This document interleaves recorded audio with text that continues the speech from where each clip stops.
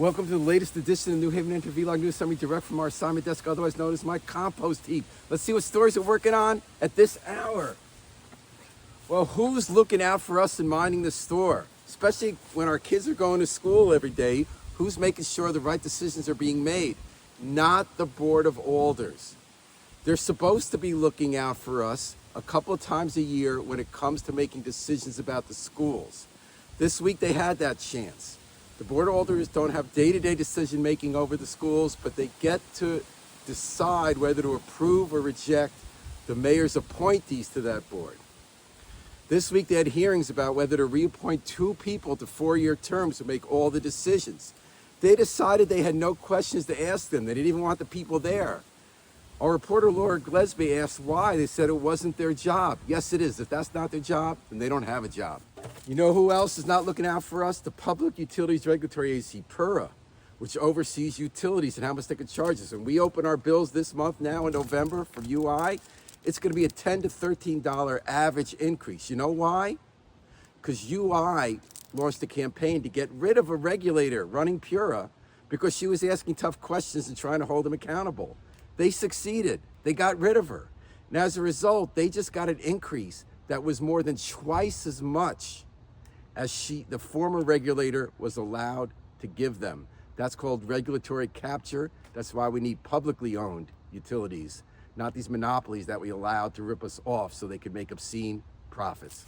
You know who else isn't looking out for us? The people who decide how much property is worth when we pay our taxes every year and write checks to the tax man. Yet another one of those new luxury apartment buildings, newish, sold this past week on College Street across from Carl Pye, 160 apartments.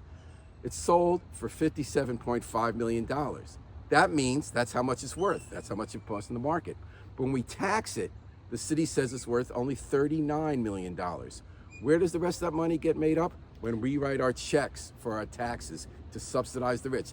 This isn't a one-off. This happens almost every time. The market says it's worth this much. We charge the wealthy developers and owners less. Well, who's looking out for the over 18,000 households in New Haven who rely on food stamps to feed themselves? Not the federal government. With the shutdown, the Trump administration decided not to tap the emergency money it has in a fund to pay for food stamps. And as of November 1st, Saturday, that money's gone in Connecticut. So who's going to look after them? Well, everyone's hustling. The United Way, City Hall filed a suit, is working with food pantries, trying to get people their food. In the meantime, it is up to us when the people responsible for the program aren't doing the job. Meanwhile, who's looking out for Donald Trump? He wants to build a $300 million new luxury ballroom where he tore down the East Wing while he's cutting off food stamps. But he got rid of a panel of experts, including New Haven architect Bruce Becker, who are going to tell him, give him advice on how to build that swanky new ballroom well. Now, have you ever seen Hotel Marcel, which Bruce built on Long Wharf? You know he would have given good advice. Well, luckily, I can step in and help the Trump administration good advice. Rather than spend $300 million, I have this playscape, Little Tykes, available for Donald Trump for his new ballroom. He could slide down the slide and taunt all the other people he doesn't like and call them mean names.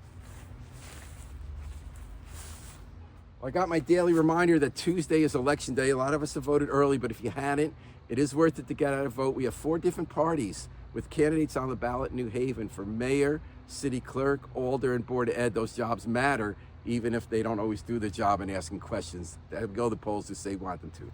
Till next time, this is New Haven Independent Vlog News Summary. And remember, always pick up your trash and recycle it while we still can.